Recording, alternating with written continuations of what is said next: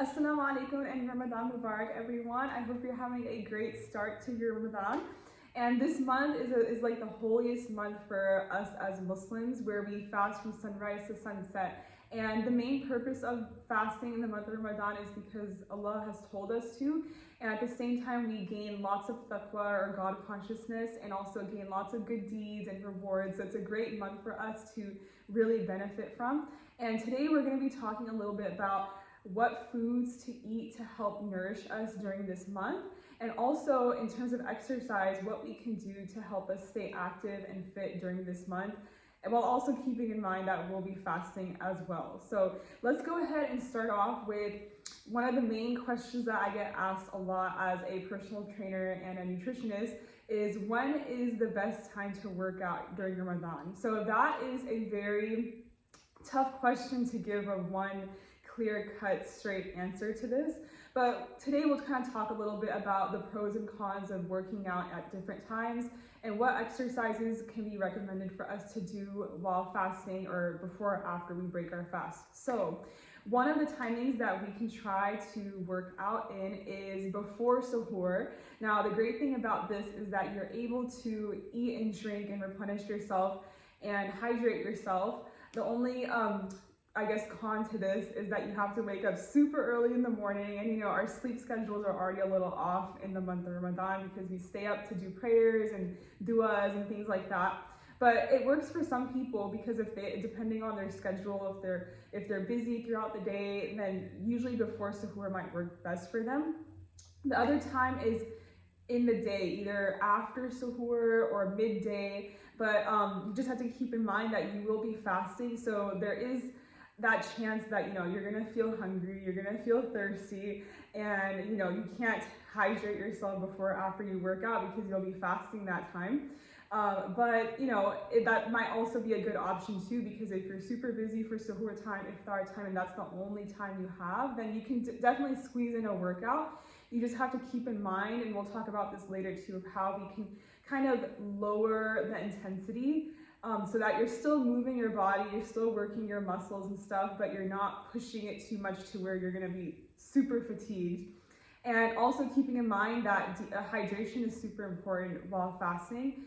So sometimes, if you're working out very intense while fasting, then sometimes you have a chance of getting muscle cramps. That has happened to me before too. So you just have to kind of be careful, be mindful of that could happen, okay? The next best option, or the next option, is after breaking your fast, after iftar. So great thing, again, similar to suhoor, is like, you can eat, you can drink, but then a lot of people tend to be super busy after breaking their fast. So you also have to keep in mind that, keep in mind your schedule, your Tarawih prayers, keep that in mind. Some people actually work out after Tarawih, but it gets pretty late. So it really just depends on your schedule and stuff. So as you can see, I'm kind of giving pros and cons for all the times. I'm not recommending any one particular time because everyone has different things that work best for them. So something that might work for me might not work for someone else, right? So I personally, this is just me, I personally find it easier to work out before suhoor or after iftar, after Tarawih, or something like late night. Because it's hard for me to work out while fasting without eating and drinking and stuff like that. But for someone else, it might work better for them to work out in the middle of the day. You know what I'm saying? So different things can work for different people. And so it's hard to just kind of recommend one specific thing. Whatever works best for you, then try your best to do it. Now, in terms of activities, it's pretty much recommended to lower the intensity a little bit of what you're used to doing. So if you're used to vigorous, intense strength training, for example, or intense HIIT workouts, for example, or anything like that, it is recommended to kind of take it down a notch. If you're doing strength training, for example, maybe doing less sets or less reps, choose a lower weight that you're using. So that way you're still working your muscles, you're still working the major muscle groups, still keeping active, but you are, just keeping that in mind that you have to kind of take it down a notch if you're fasting. You just have to kind of keep that in mind. Just so, and your body better than anyone else, right? So you can listen to your body and see what works best for you. Now, one underrated activity that I recommend to everyone is walking, because walking is super low intensity. You can even do it while fasting, when you're not fasting. And there's so many benefits of not just fasting, but also walking too. So if you do both, it's like even better. And at least you're still moving your body. It's a great way to, if you want to go outside, get some fresh air, vitamin D.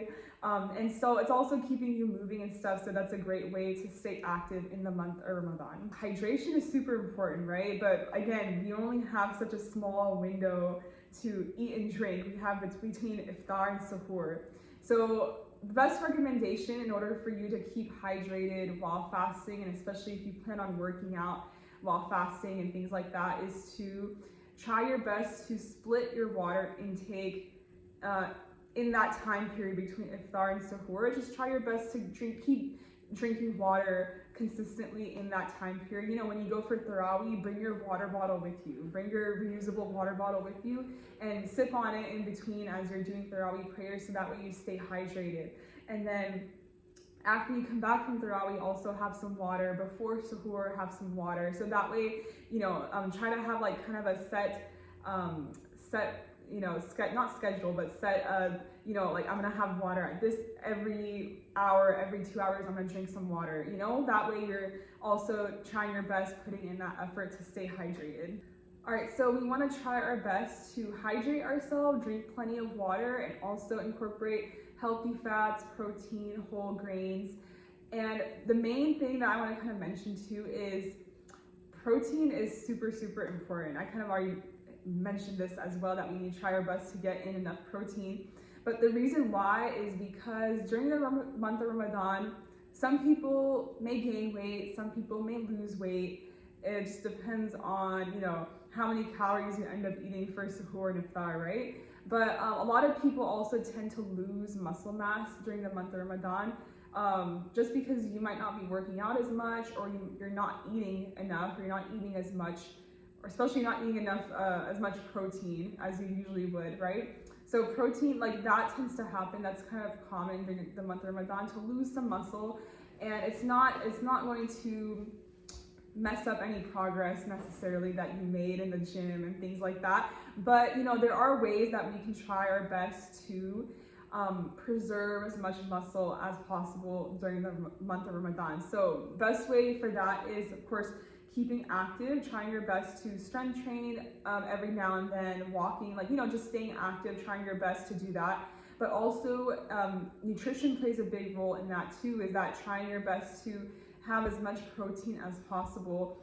A lot of times we tend to, as Muslims, we tend to have fried foods, carbs, and things, things like that for iftar, suhoor, which is okay to have in moderation, but we want to try our best to, try to get in more protein if we can, inshallah. So some great options, which I kind of already mentioned, to have for suhoor, for protein especially, is eggs, protein powder. Sometimes they have protein powder that you can mix in with water, milk, something like that.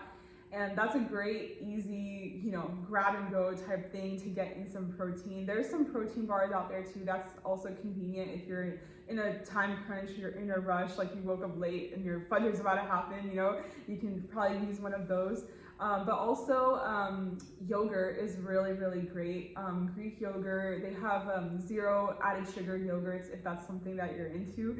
And those are some great protein options. You can make a shake in the morning, something like that. You can have some meat, you can have, there's lots of protein options that you can have. And same thing for iftar. Usually a lot of people, you can have chicken, beef, seafood, whatever it is. You can even have another protein shake at iftar time. When you're going for Tarawih, grab another protein shake with you.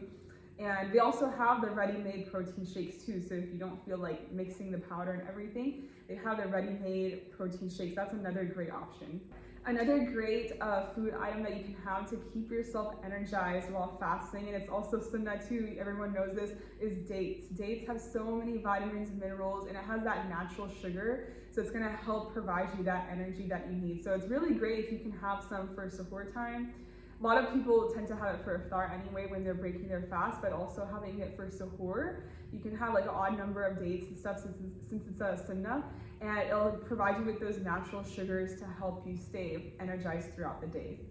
Inshallah, hopefully you can incorporate these tips during this month of Ramadan when you're fasting. And all we have to do, we also have to just kind of remind ourselves of our intention, why we are fasting this month, but also try our best to take care of our body and our health, exercise, nutrition. It's like an amana. Our body is an amana from Allah, so we have to take care of it. And also, inshallah, just remember that when we're taking care of our bodies, we're taking care of our health, we're taking these tips into consideration when we're fasting. It's also a good deed. It's a reward that you're getting for taking care of your body, taking care of your health. And at the same time, as you're doing that, the intention matters, but at the same time, it's also going to help you perform better in your prayers. When you're eating right, when you're exercising, when you're keeping your body moving, inshallah, you're getting good deeds. And at the same time, you are helping make it easier to stand longer in prayers or go down in sujood, or feel more energized to do more dhikr, more du'as, more prayers, things like that. So inshallah, just try your best to keep that intention in mind. And inshallah, hopefully you found this helpful, and have a blessed month of Ramadan. Assalamu alaikum.